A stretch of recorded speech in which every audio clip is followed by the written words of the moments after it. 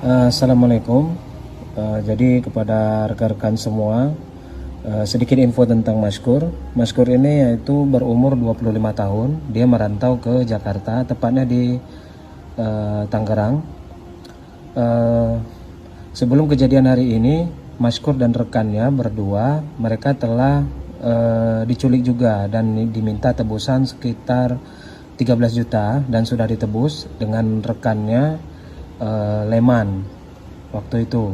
Dan ini adalah kejadian kedua, berarti 2 minggu sebelum kejadian ini itu sudah diminta tebusan. Dan ketika kejadian hari H diminta tebusan 50 juta, yaitu dijemput di tempat usahanya si Maskur. Mereka berdua dengan rekannya, namun rekannya berhasil melarikan diri dan Maskur dimasukkan ke dalam mobil. Sebelumnya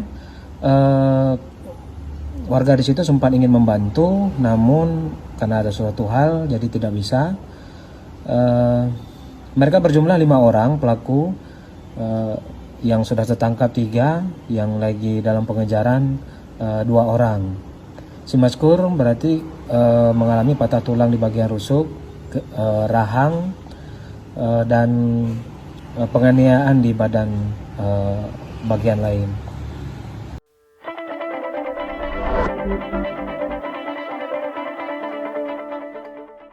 Jagat maya dihebohkan dengan kabar duka seorang pria bernama Imam Maskur, 25 tahun, asal desa Monkelayu, Kecamatan Gandapura Pirun, meninggal dunia setelah diculik dan dianiaya oleh oknum anggota pasukan pengamanan presiden berpangkat prajurit kepala berinisial RM. Korban diketahui bekerja sebagai penjaga toko kosmetik dan baru tinggal di kota Tangerang Selatan selama beberapa bulan. Dalam video amatir yang viral di media sosial, terlihat Imam Maskur mendapatkan penyiksaan hingga hampir seluruh punggungnya mengalami luka-luka.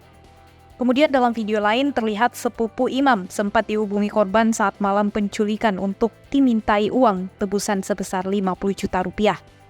Pasca penganiayaan, keluarga korban mendapat kabar bahwa Imam Maskur telah meninggal dunia dan penyerahan jenazah dilakukan di RSPAD Jakarta Polisi Militer Kodam Jaya pada Kamis 24 Agustus 2023 lalu.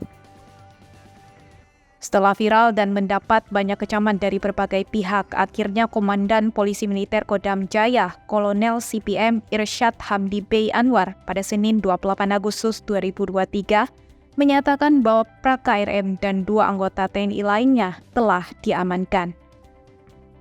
Kolonel Irsyad juga menyebutkan bahwa pelaku melakukan tindakan tersebut dengan motif ekonomi, yaitu ingin mendapatkan uang tebusan dari keluarga korban. Di hari yang sama, Panglima TNI Laksamana Yudo Margono juga memberi respon keras atas kasus pembunuhan yang dilakukan ketiganya. Bahkan Panglima Yudo Margono meminta pelaku untuk dijatuhi hukuman maksimal mati dan minimal seumur hidup. Anggota TNI yang terlibat kasus tersebut juga akan dipecat.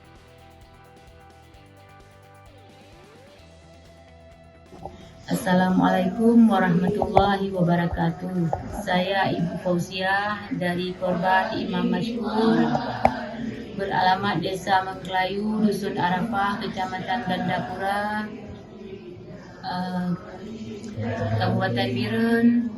Saya memohon kepada Bapak Hotman Paris dan tim 911 untuk membantu kami dalam mencari keadilan terhadap anak kami yang menjadi korban penganiayaan, pembunuhan dari oknum TNI. Sebab kami orang kecil,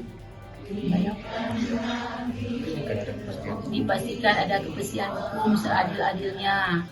Jadi dari kami pihak ibu kandung dan keluarga mohon sangat kepada Bapak Hotman Paris dan tim 911 untuk kejelasan kasus ini.